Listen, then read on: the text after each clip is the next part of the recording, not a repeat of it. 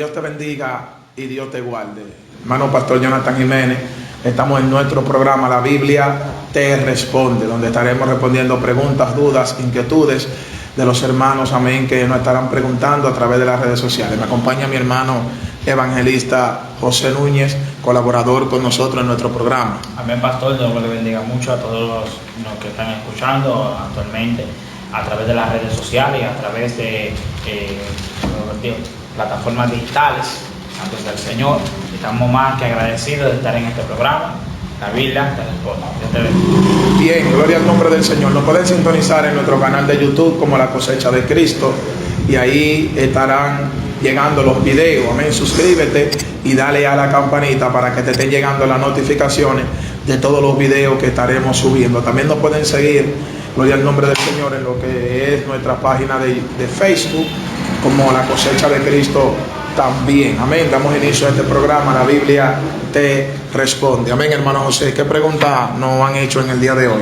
Amén, Pastor. Tenemos varias preguntas en el día de hoy, la primera estaremos iniciando diciendo: ¿por qué Dios elige a Israel como su pueblo? Bien, ¿por qué Dios elige a Israel como su pueblo? Amén. Tenemos una cita bíblica en el libro de Deuteronomio, capítulo 7, que nos aclara con perfección esta pregunta que nos acaban de hacer. Libro de Deuteronomio, capítulo 7, verso 7. Deuteronomio, capítulo 7, verso 7. Amén. Leemos en el nombre del Padre, del Hijo y del Espíritu Santo. Amén. Amén. No por ser vosotros más que todos los pueblos os ha querido Jehová y os ha escogido, pues vosotros erais el más insignificante de todos los pueblos, sino por cuanto Jehová os amó y quiso guardar el juramento que juró a vuestros padres. Os ha sacado Jehová con mano poderosa y os ha rescatado de servidumbre de la mano de Faraón, rey de Egipto. Según estos textos bíblicos que acabamos de leer en el libro de Deuteronomio, nos podemos dar cuenta aquí que Dios escogió a Israel, número uno, por amor, y número dos, por un juramento que le hizo a los padres de Israel, que fueron los patriarcas Abraham, Isaac y Jacob. Y dice, amados, aquí que estos eran de entre todos los pueblos el más insignificante, y Dios lo eligió y Dios lo escogió. Dios podía elegir a los egipcios, Dios podía elegir a los asirios, Dios podía elegir a los que están en Sodoma, en Gomorra. Dios podía elegir cualquier nación, y entre todas Dios escogió a la nación de Israel, una de las naciones más insignificantes. Aquí nosotros vemos parte de lo que es la soberanía de Dios, donde Dios elige lo vil para avergonzar a los sabios. Una nación que era insignificante, una nación que eran pocos, una nación que era débil, Dios la elige, gloria al nombre del Señor, y a través de esta nación Dios hace milagros, Dios hace proeza, como acabamos de ver aquí, que dice que eran una nación insignificante, de la más débil, pero Dios la eligió, Dios la eligió y Dios la escogió. Entonces creemos que Dios eligió a Israel, número uno, por amor, y número dos, por el pacto que hizo con los padres en la antigüedad, con los patriarcas. Recordando también que Dios, cuando promete algo, Dios lo cumple. Dios no es como los hombres, que los hombres, en su gran mayoría, no todos, ellos cuando prometen algo no cumplen, pero Dios cumple lo que promete. Entonces Dios le dio una promesa al patriarca Abraham, donde de él iban a ser una descendencia, y que en él iban a ser benditas todas las naciones. Entonces podemos ver que a través de esta promesa y este pacto y este juramento que Dios le hace a Abraham, entonces Dios elige a Israel. Cuando Dios le habla a Abraham, ni siquiera Israel existe. Cuando Dios le habla a Abraham, ni siquiera Jacob ha nacido.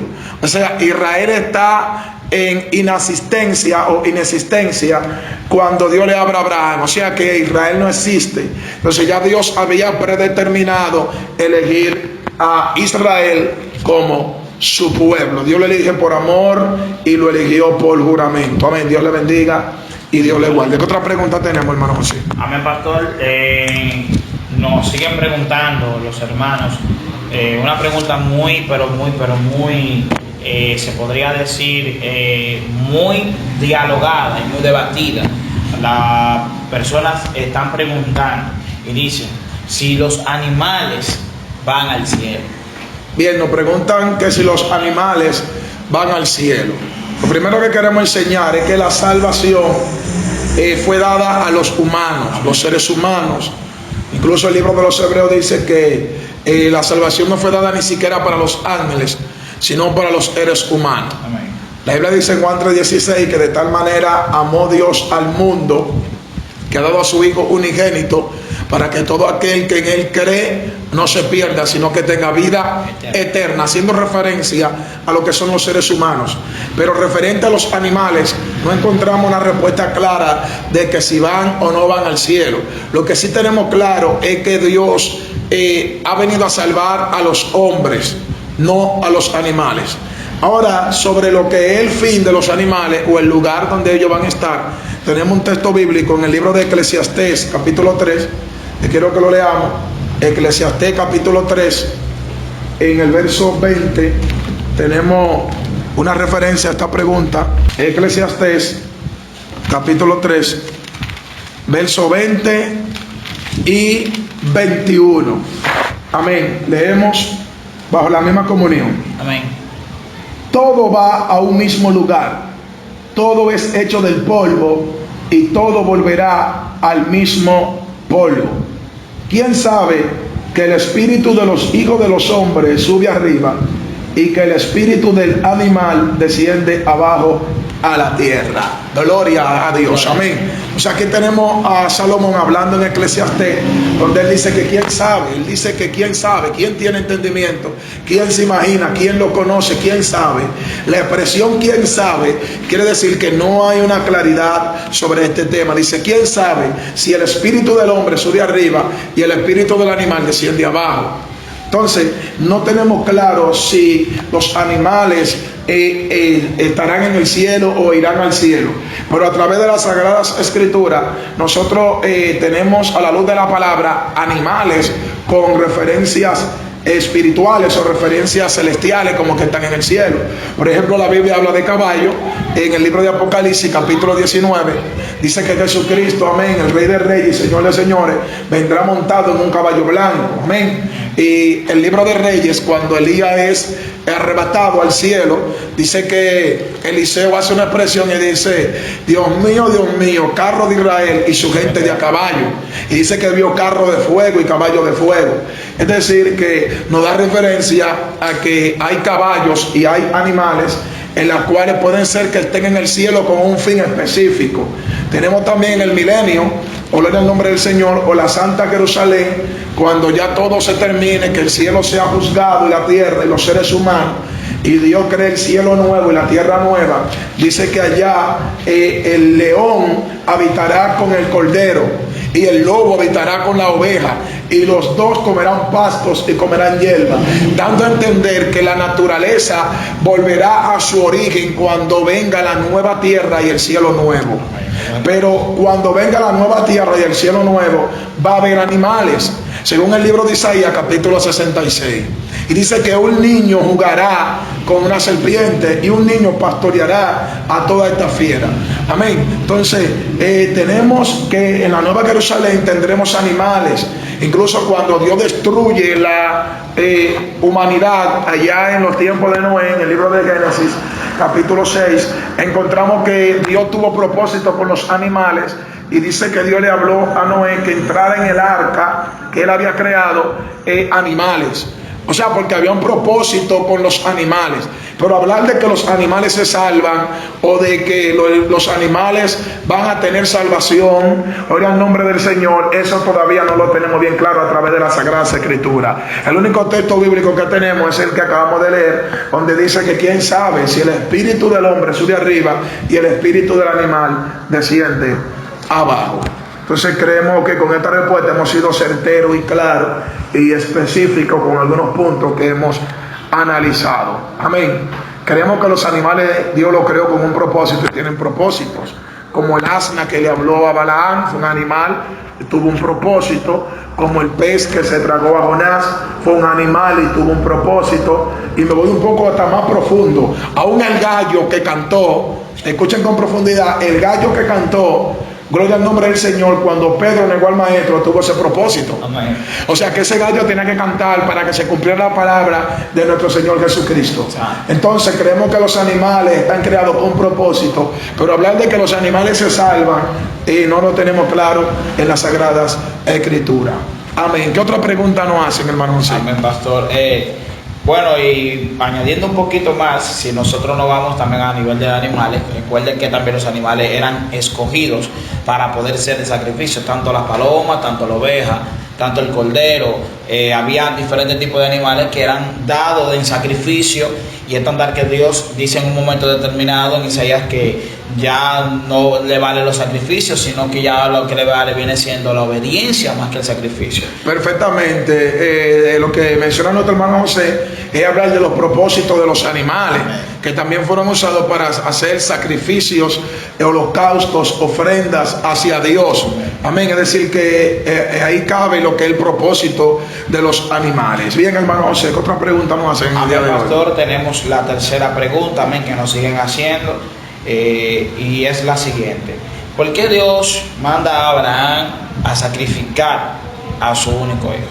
Amén. ¿Por qué Dios manda a Abraham a sacrificar a su único hijo Isaac?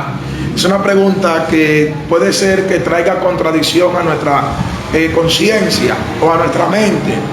¿Por qué? Porque la Biblia dice, lo primero es que Dios le promete un hijo a Abraham, y Dios le dice que a través de ese niño que Dios le va a dar a Abraham, iba a traer descendencia a toda la tierra, y iban a ser bendecidos todas las naciones de la tierra. Y tanto así que esta descendencia que iba a traer Isaac iba a ser como las estrellas de los cielos y como la arena del mar. Ahora bien, ¿cómo Dios le dice a Abraham que de su hijo iban a ser una gran descendencia, y después Dios le dice que lo mate?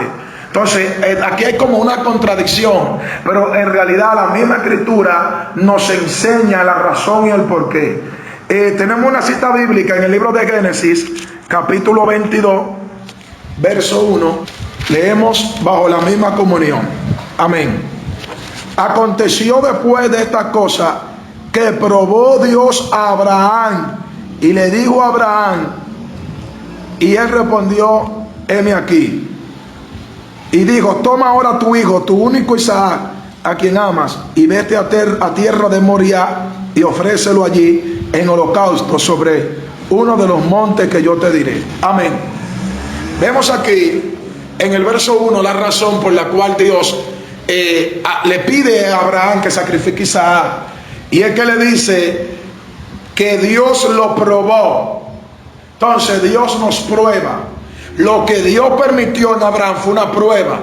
Dios probó a Abraham, y Dios, amado, quería probar el corazón del hombre, el corazón del hombre que él había elegido y había escogido. Porque hay momentos que en ciertas bendiciones que a veces Dios le entrega a los humanos se corrompen por las bendiciones y le dan más importancia a una bendición que al mismo Dios que le da la bendición. Entonces Dios quería probar el corazón de Abraham, de que su Dios no sea el niño, sino él. Hay gente, amado, que Dios le da un trabajo, y el trabajo se convierte en un Dios para ellos. Hay personas que Dios le da un esposo, una esposa, una casa, un vehículo y cualquier tipo de bendición, y la bendición se convierte en un Dios para ellos. Entonces es un error cuando nosotros, amado, le damos más importancia a las cosas que Dios nos da que al mismo Dios. O sea que nosotros no podemos darle más importancia a las cosas terrenales que a Dios. Entonces Dios quería probar a Abraham, y Abraham demostró que su corazón no había espacio para otra cosa sino para Dios. Y dice que Abraham agarra al muchacho, y Abraham se lleva el muchacho para Moriah, donde Dios le dijo que lo lleve y lo sacrifique. Es decir, que Abraham fue obediente. Y Abraham, en cierto término, el patriarca Abraham ya sabía que el mismo Dios, amén, iba a suplir un cordero, y que el mismo Dios no iba a permitir que él sacrifique el niño. porque él sabía que Dios no miente ni Dios cambia, ni Dios tiene dos bocas, ni Dios tiene dos palabras, sino que el mismo Dios que dijo que de su hijo iba a salir una descendencia más grande que las estrellas de los cielos y que la arena del mar, Abraham sabía que se iba a cumplir. Entonces Abraham obedeció. Y dice la escritura que cuando están allá en el sacrificio, dice que cuando Abraham lo amarra, dice que lo amarra, y cuando ya tiene el cuchillo para sacrificarlo, dice que del cielo sale una voz y le dice: Abraham, Abraham, detente. Escucha esta profundidad. Oiga, Dios le habló a Abraham y le dijo que se detenga, que no sacrifique el niño, porque él le había suplido un cordero. Ya que esto que es glorificado. Es decir, que ya Dios había suplido un cordero para que el sacrificio se haga. Y dice que de repente el cordero gritó y Abraham desató el niño y sacrificó el cordero. Amén. Y demostró que la bendición que Dios le dio nunca ocupó el lugar de Dios. Entonces, que una enseñanza, más que una respuesta a esta pregunta, acá hay una enseñanza para todos los que nos están escuchando a través de las redes y todos los que nos están viendo, que sea a través de un celular o a través de una televisión o a través de un computador, según el lugar y el utensilio que estemos usando para ver este video. Es que nosotros no podemos, amén, ocupar el lugar de Dios con una bendición que Dios nos da. No podemos, porque Dios nos dio una bendición, olvidarnos de Dios y poner a Dios en segundo plano y en segundo lugar. Dios está en primero. Incluso uno de los mandamientos más importantes que Cristo habla es que amarás a Dios sobre todas las cosas. Entonces Abraham demostró que él amaba a Dios más que Isaac. O sea, que nosotros tenemos que entender que Dios nos prueba. Hay momentos que Dios nos prueba para que nosotros sepamos que tenemos que amar más a Dios que una bendición. Bien, ¿qué otra pregunta tenemos, hermano José? Amén, amén. Le indicamos a cada uno de los que nos están escuchando a través de las plataformas virtuales que hagan también sus preguntas para así también darle sus respuestas. La siguiente pregunta, pastor, que tenemos aquí, también muy dialogada, y es la cual es la siguiente: ¿debemos respetar nosotros, los cristianos, las leyes terrenales? Amén, muy buena pregunta. Nos preguntan que si nosotros como cristianos tenemos que respetar las leyes terrenales. Hablar de leyes terrenales es hablar de todo lo que se ordena en un país, en una empresa laboral, en un trabajo, para que me entiendan, en una casa, en un hogar, normas, reglas, en un hospital, las leyes como de tránsito, los semáforos en rojo, la velocidad adquirida en una carretera. Amén. Si nosotros debemos como cristianos respetar las leyes terrenales. Amén. Todas las leyes que hay y las autoridades están establecidas por Dios, y las que hay son permitidas por Dios. Lo vemos esto en el libro de Romanos capítulo 13. Libro de Romanos capítulo 13, verso 1 y verso 2. Leemos, amado, en el nombre de Jesús. Amén. Sométase toda persona a las autoridades superiores, porque no hay autoridad sino de parte de Dios, y las que hay por Dios han sido establecidas. De modo que quien se opone a la autoridad, a lo establecido por Dios, resiste, y los que resisten acarrean condenación para sí mismos. Entonces aquí el apóstol Pablo en el libro de Romanos nos dice que toda persona debe someterse a las leyes terrenales, porque las que hay han sido establecidas por Dios, y las que se han establecido son permitidas por Dios. Por lo cual todo aquel que resiste una ley terrenal está resistiendo al mismo Dios. Entonces nosotros entendemos que como cristianos debemos respetar las leyes terrenales y debemos someternos a las leyes terrenales. Debemos andar en orden, porque la iglesia es luz y la iglesia es la sal de la tierra. O sea, nosotros siendo luz y siendo la sal, no podemos andar rompiendo reglas y rompiendo leyes terrenales. Y haciendo una observación en lo que estamos hablando, aquí en el libro de Tito, capítulo 1, quiero primero leer, antes de expresar lo que quiero decir, tenemos una observación a las leyes terrenales que nos apartan de la verdad de Dios. Libro de Tito, capítulo 1, verso 14. Tito, capítulo 1, verso 14. Leemos en el nombre de Jesús. no atendiendo a fábulas judaicas, ni a mandamientos de hombres que se apartan de la verdad. Amén. O sea que el apóstol Pablo le da un mandamiento a Tito y le dice que no sigan fábulas judaicas, ni tampoco sigamos mandamientos de hombres que se apartan de la verdad. O sea, que es una ley terrenal que se aparta de la verdad. Por ejemplo, que en nuestra nación aprueben una ley contra el matrimonio gay. Nosotros como cristianos no nos sometemos a esa ley. Que aprueben una ley aprobando el asesinato de los fetos, de los niños, mejor conocido como el aborto. Nosotros los cristianos no nos sometemos a esa ley. Si en nuestro país tiran un edicto, una ley de que no se puede adorar a Dios y que no se puede predicar a Cristo y que no se puede servir a Dios, que hay que servir a una imagen o a una estatua, nosotros ahí no podemos seguir esa ley terrenal. Las únicas leyes terrenales que nosotros debemos someternos es a las leyes terrenales que no nos apartan del camino de Dios ni nos apartan de la verdad. Ahí tenemos el ejemplo de Daniel. En el capítulo 3 del libro de Daniel dice que Nabucodonosor levanta una estatua, y cuando Nabucodonosor levanta una estatua, dice que él tira una ley, un edicto, y él dice que todos los que habitaban en Siria, en Babilonia, tenían que postrarse a la estatua, al sonido de la zampoña, al sonido de la flauta, al sonido de los címbalos y de todo instrumento musical. Tenían que postrarse ante la estatua. Y dice que Sadrach, Mesach y Abednego no se postraron. O sea, cuando todo el mundo se postró, ellos se quedaron de pie. En cierto punto ellos no estaban siendo rebeldes ni estaban siendo desobedientes a las leyes terrenales, porque aunque Nabucodonosor, rey de Babilonia, había tirado una ley terrenal de que se postraran ante la estatua, esta ley terrenal estaba corrompiendo los mandamientos de Dios y estaba apartándonos de la fe y estaba apartando y violando los preceptos de Dios, y ellos no se sometieron. Amén. Entonces nosotros, mientras las leyes terrenales no nos afecten en nuestra salvación, ni nos afecten en lo que es nuestra vida espiritual, y en cuanto es el evangelio, y en cuanto es predicar la palabra, entonces nosotros tenemos que someternos. Amén. Porque mandamientos que no nos afecten, tenemos que someternos, tenemos que estar en orden, tenemos que estar sometidos y en obediencia y en sujeción a las leyes terrenales.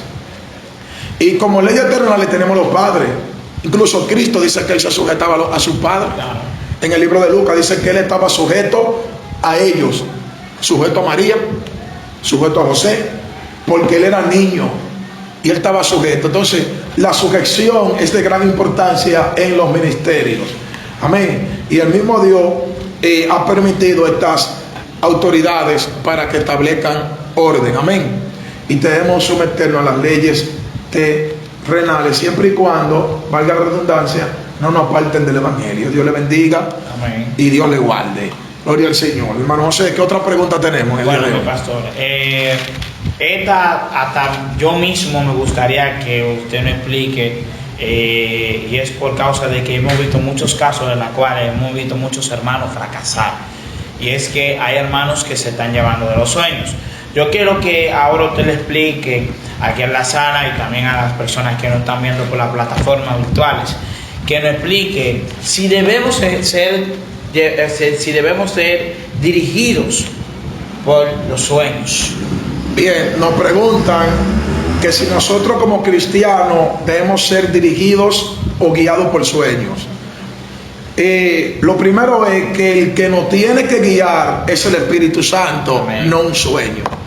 La Biblia dice que el Espíritu Santo nos guía a toda justicia, a toda verdad, y nos convence de pecado, de juicio, y nos convence de verdad también.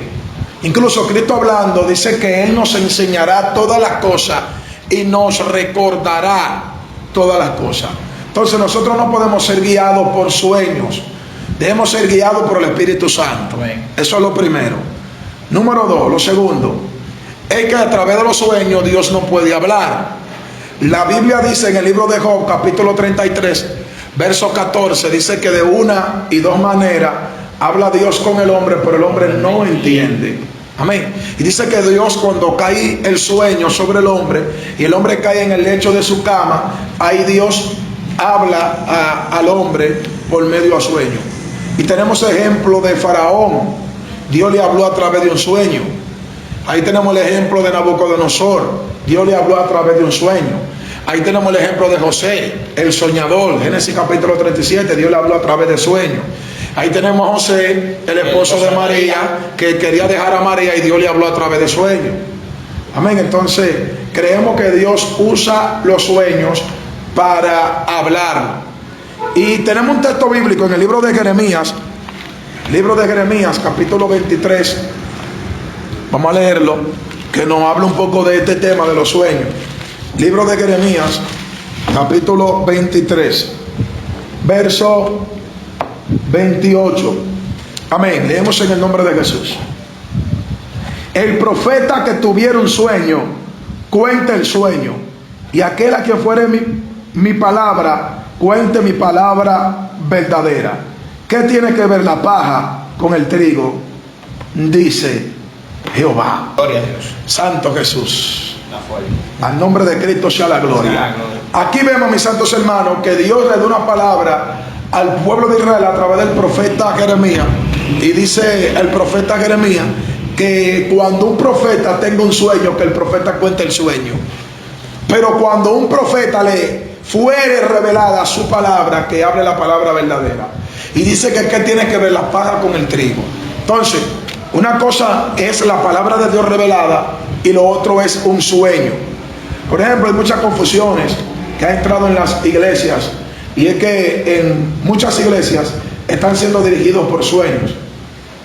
Y nosotros debemos ser dirigidos, número uno, por el Espíritu Santo, y número dos, por la Sagrada Escritura, no por un sueño. Los sueños nosotros los utilizamos como advertencia de parte de Dios, o palabra de parte de Dios que nos habla independientemente. Amén. Pero hay personas que se han soñado con hermanos que han estado descarriados, y ya a través por ese sueño lo juzgan, lo señalan, lo acusan, y dicen que el hermano está mal con Dios porque se soñaron que él estaba descarriado. Entonces podemos entender, si ha Cristo Jesús glorificado, que los sueños son advertencias. Puede ser que Dios le esté mandando una advertencia a ese hermano por el nombre del Señor, para que se meta más con Dios o para que busque más a Dios. Pero no debemos ser dirigidos por sueños, sino debemos ser dirigidos por el Espíritu Santo de Dios. Los sueños, Dios interviene en los sueños, Dios habla en los sueños, amén. Pero hay que tener cuidado con los sueños, porque en los sueños se meten espíritus. El diablo también revela a través de sueños, y nuestra humanidad también se mete a través de los sueños también. Hay algo que quiero también enseñar de manera breve, ya para continuar con la pregunta, es que nosotros tenemos un consciente y un subconsciente. Ahora mismo, mientras estamos despiertos, está operando lo que es el consciente. Pero cuando dormimos, el consciente se desactiva y se activa el subconsciente. Y cuando el subconsciente se activa, podemos entrar en sueño y pensar que es Dios, y no es Dios, el subconsciente. O sea, tú te duermes pensando en algo y de repente te sueñas con eso, y no fue Dios que te lo mostró ese sueño, ni fue el diablo, pero fue tu subconsciente. Amén. Tú te acuestas pensando en una persona que te agrada, te gusta, tiene un sentimiento. Ya tú te sueñas con esa hermana o ese hermano, y ya tú no puedes decir que fue Dios que te mostró, porque tú te dormiste y te acostaste pensando en esa persona. Entonces el subconsciente también trae sueños, y eso hay que tenerlo en cuenta también. No podemos ser dirigidos por sueños, debemos ser guiados, número uno, por el Espíritu Santo, y número dos, por las Santas Escrituras. Amén. ¿Qué otra pregunta tenemos, hermano José? Aleluya, poderoso es Dios. Poca palabra, no podemos llevarnos de los sueños, siempre y cuando usted se duerma pensando en la persona a la cual usted quiere o ama. Nada, pastor, tenemos la siguiente pregunta. Santo sea el Señor.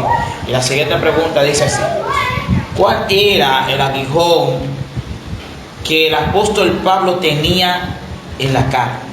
¿Cuál era el aguijón que el apóstol Pablo tenía en su carne? Exactamente. Amén. Hay varias personas que tienen diferentes tipos de opiniones referente a este tema, ya que el apóstol Pablo le ora a Dios y él le dice que le quite ese emisario de Satanás que lo abofetea día y noche. Y dice que él tenía un aguijón en su carne. Entonces, ¿cuál era ese aguijón? Hay personas que dicen que era un espíritu, un demonio que azotaba a Pablo. Otras personas dicen que Pablo sufría de esquizofrenia, o sea, de demencia. pero optamos de que el aguijón en la carne que Pablo tenía era un problema físico, una enfermedad. En el libro de Gálatas, capítulo 4, quiero que vayamos al libro de Gálatas, capítulo 4, verso 15. El apóstol Pablo tenía una enfermedad en la vista, y este era el aguijón que él tenía, esta enfermedad de los ojos. Algunas personas piensan y dicen que era miopía que él tenía, como que la vista se le iba, se le oscurecía la visión terrenal. El libro de Gálatas, capítulo 4, verso 15, leemos en el nombre de Jesús. Y no me despreciasteis, ni desechasteis por la prueba que tenía en mi cuerpo. Antes bien, me recibisteis como a un ángel de Dios, como a Cristo Jesús. Amén. Entonces aquí el apóstol Pablo le dice a los Gálatas que ellos no lo desecharon a él, sabiendo ellos que él tenía una prueba en su cuerpo. Y mire lo que dice el 15, ese fue el 14. ¿Dónde pues está esa satisfacción que experimentabais? Porque os doy testimonio de que si hubiese podido, os hubierais sacado vuestros propios ojos para dármelo. Oiga lo que expresa el apóstol Pablo, que ellos, sabiendo que el apóstol Pablo tenía una prueba en su cuerpo, o sea, una enfermedad de la vista, ellos, si hubieran podido, se sacan sus propios ojos para dárselo a Pablo. O sea que podemos deducir que el aguijón en la carne que el apóstol Pablo tenía era una enfermedad en la vista. Él tenía esta enfermedad, y esta enfermedad lo abofeteaba, o sea, él deseaba que Dios lo sanara. Por eso él decía que le pide a Dios que lo sane. Pero en el libro de 2 de Corintios, capítulo 12, aquí es que encontramos donde el apóstol Pablo dice que él tiene un aguijón en la carne. ¿Y cuál es el contexto revelado referente a esta historia? Es que él dice que él tuvo una visión donde él dice que si en el cuerpo no sé, o fuera del cuerpo tampoco sé, pero conozco un hombre que subió al tercer cielo. Y él dice que este aguijón se le dio para que él no se vanagloriase o no se exaltare mediante a las revelaciones que Dios le daba. O sea que el aguijón en la carne que el apóstol Pablo tenía era para que él se mantuviera pequeño y se mantuviera humilde y se mantuviera sencillo. Gloria al nombre del Señor. Es decir que esta situación Dios la estaba permitiendo en el apóstol Pablo para que él se mantuviera humilde. Algunas personas dicen también que cuando el apóstol Pablo recibe a Cristo, hubo un resplandor de luz que lo tumbó en tierra y él quedó ciego por 3 días. Y dice que cuando Ananías le pone la mano y ora por él, dice que de sus ojos caen como unas escamas y él vuelve y recobra la vista. Pero al parecer el resplandor fue tan fuerte que le quedó con afectación o quedó con problemas de la vista, quedó con secuela el apóstol Pablo. Entonces podemos decir que el aguijón que el apóstol Pablo tenía en su carne era un problema físico en los ojos. Amén. Dios le bendiga y Dios le guarde. ¿Qué otra pregunta tenemos, hermano José? Aleluya. Estamos siendo bendecidos con esta palabra. Amén. Mi alma bendice al Señor. Amén. La siguiente pregunta que tenemos, santo sea el Señor, para no tener más escamas en los ojos, es la siguiente. ¿Qué apariencia, pastor, tiene Dios? ¿Cuál es la apariencia original que Dios tiene a su parecer? Cuéntanos. Amén. Nos preguntan que cuál es la apariencia de Dios. Y vamos a ordenar un poco esa pregunta. Me parece que nos preguntan la apariencia, quiere decir la forma o la imagen de Dios. Bien, lo primero es que en el libro de Juan, capítulo 4, verso 24, dice que Dios es espíritu. Amén. Y sabemos que un espíritu no tiene cuerpo, un espíritu no es visible, un espíritu es invisible. Y lo invisible no tiene forma. Incorpóreo. Es incorpóreo, o sea, no tiene cuerpo. Ahora bien, Dios, cuando se manifestó a los hombres, Dios se manifestó de diferentes maneras. Tenemos, amado, que a Ezequiel, Dios se le manifestó mitad fuego, mitad resplandor. Amén. Tenemos que a Isaías, Dios se le manifestó sentado en su trono alto y sublime, y dice que sus faldas llenaban todo el templo, lo cubrían. A Jacob Dios se le manifestó en una escalera, ángeles subiendo y bajando, y al final de la escalera dice que había un resplandor refulgente. Amén. ¿Cómo se le manifestó a Juan, el apóstol? Amén. Con los ojos como llama, la falda o la ropa hasta los pies y su cabello como la blanca lana. Y dice que el rostro le resplandecía como el sol. Entonces, Dios realmente desconocemos su forma física, cómo es, sino que Dios se manifiesta de diferentes maneras. Amén. Ahora, cuando estemos con Él cara a cara, entonces le veremos tal y como Él es. Tenemos un texto bíblico en el libro de Primera de Timoteo, capítulo 6, verso 16, que quiero que lo leamos. Primera de Timoteo, capítulo 6, verso 16. El apóstol Pablo nos da una referencia referente a lo que es la apariencia de Dios. Amén. Dejemos en el nombre de Jesús. El único que tiene inmortalidad, que habita en luz inaccesible, a quien ninguno de los hombres ha visto ni puede ver, al cual sea la honra y el imperio sempiterno. Amén. O sea que el apóstol Pablo dice que a Dios nadie le ha visto, ninguno de los hombres le ha visto, ni lo verá. Ninguno de los hombres le ha visto ni lo verás. Ahora, y también dice que Él habita en luz inaccesible. O sea que tampoco nadie puede ver. Lo han visto. Y me voy más profundo. Escúchenme un poco de ciencia aquí. Dice en el libro de Isaías que alrededor del trono de Dios habían serafines.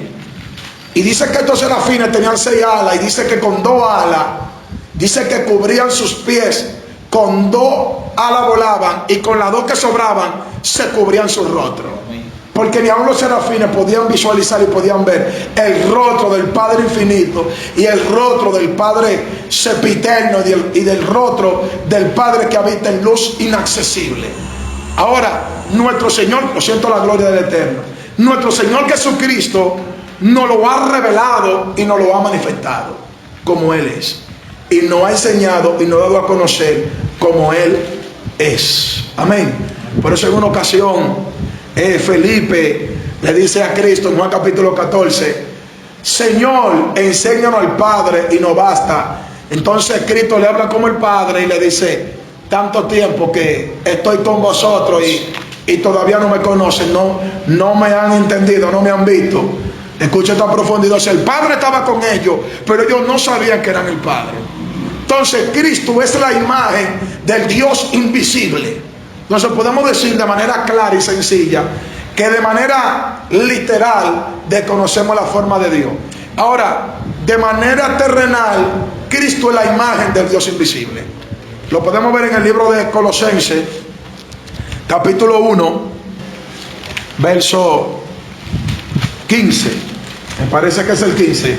Bueno, hermano José, que lo lea. Léalo en voz alta, José. Amén. Dice las Santas Escrituras, bajo la misma comunión: Cristo es la imagen de Dios invisible, el primogénito de toda la creación. Amén. Entonces aquí el apóstol Pablo nos da a entender que Jesús es la imagen del Dios invisible. Amén. Que Jesús es la imagen del Dios que no se puede ver.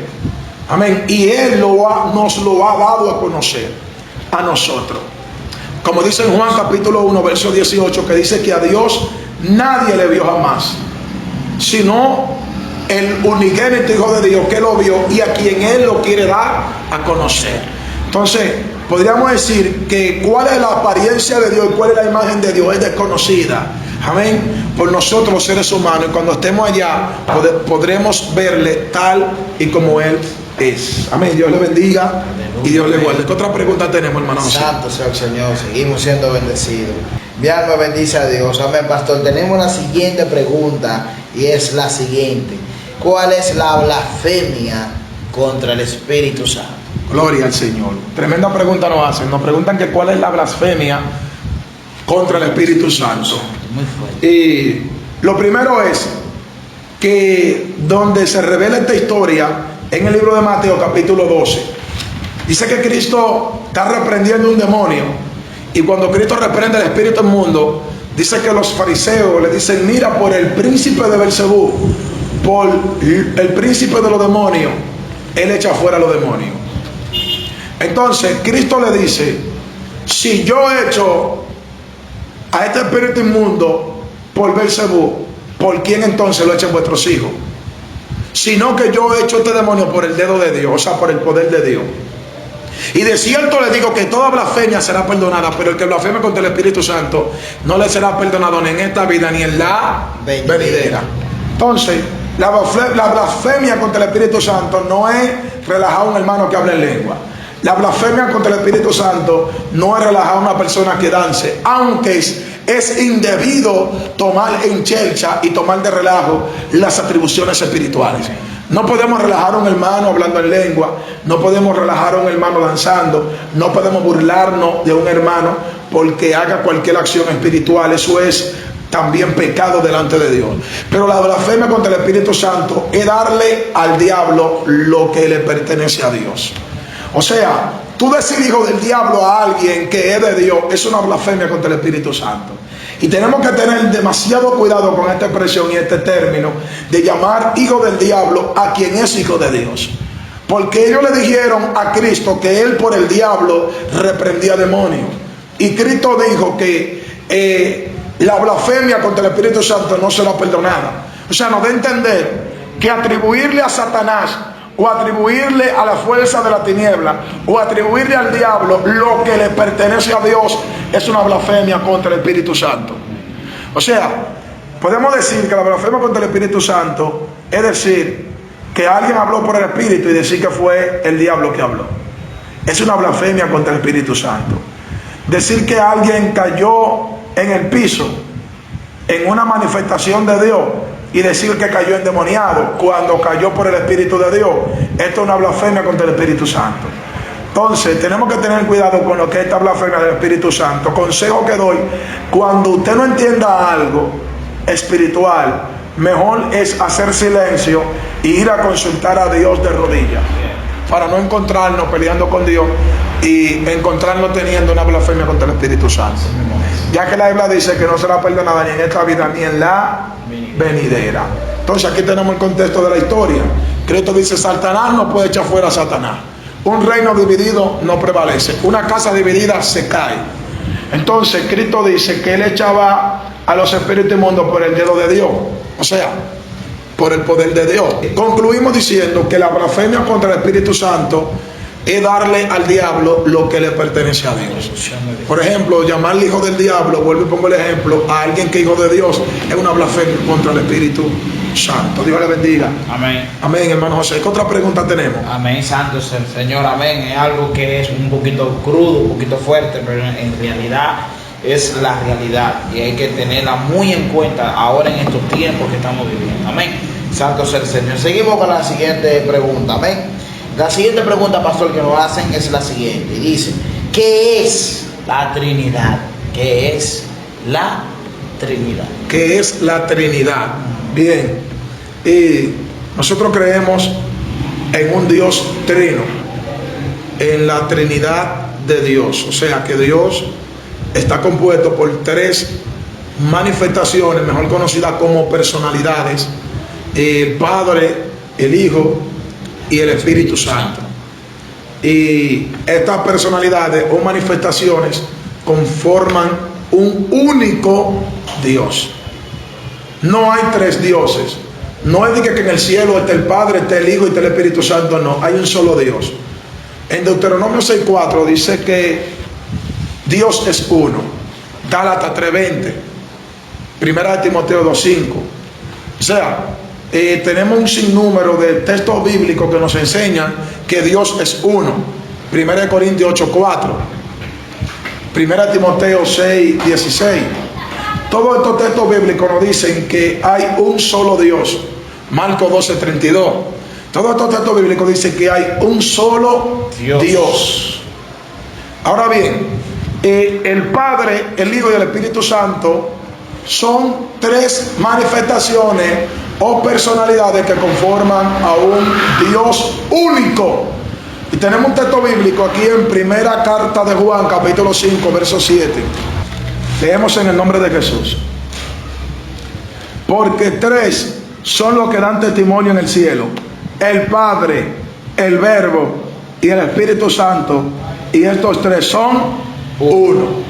O sea, aquí el apóstol Juan nos enseña que en el cielo tres dan testimonio: el Padre, el Verbo y el Espíritu Santo, y estos tres son uno. Un ejemplo básico para que podamos entender lo que es la Trinidad, porque hablar de Trinidad es un tema que todavía muchos se confunden con este tema, y muchos eruditos se turban, y muchas personas no entienden esta enseñanza de la Trinidad. Un ejemplo básico: nosotros, nuestro ser. Amén. El ser está compuesto por tres partes: espíritu, alma y cuerpo. Dios nos creó con tres partes: espíritu, alma y cuerpo. Entonces, ¿qué somos nosotros? Un ser. Están los seres terrenales, están los seres celestiales, que son los ángeles, están los seres animales, que son los animales, y todos estamos ubicados entre los seres vivientes. Entonces somos un ser creado por Dios. Amén. Y tenemos tres partes: espíritu, alma y cuerpo. Y estas tres partes forman un ser. Estas tres partes conforman un ser. Entonces, nosotros tenemos tres partes y somos una sola personalidad. Así mismo es Dios. El Padre es Dios, el Hijo es Dios y el Espíritu Santo es Dios. Y estos tres son uno. Dios te bendiga y Dios te guarde. Amén.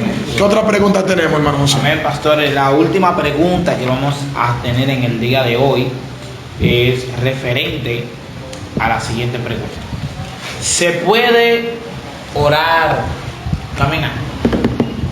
Amén. Nos preguntan que si se puede orar caminando. Gloria al nombre del Señor.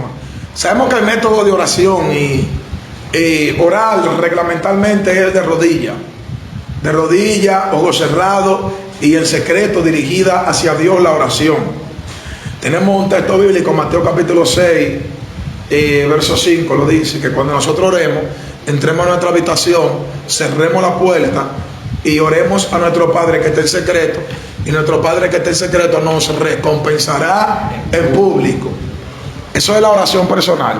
Ahora, hay oraciones que nosotros las hacemos, por ejemplo, en un motor, en un vehículo, que de repente vamos en la calle y levantamos oraciones tipos clamores, o sea, tipos intercesiones.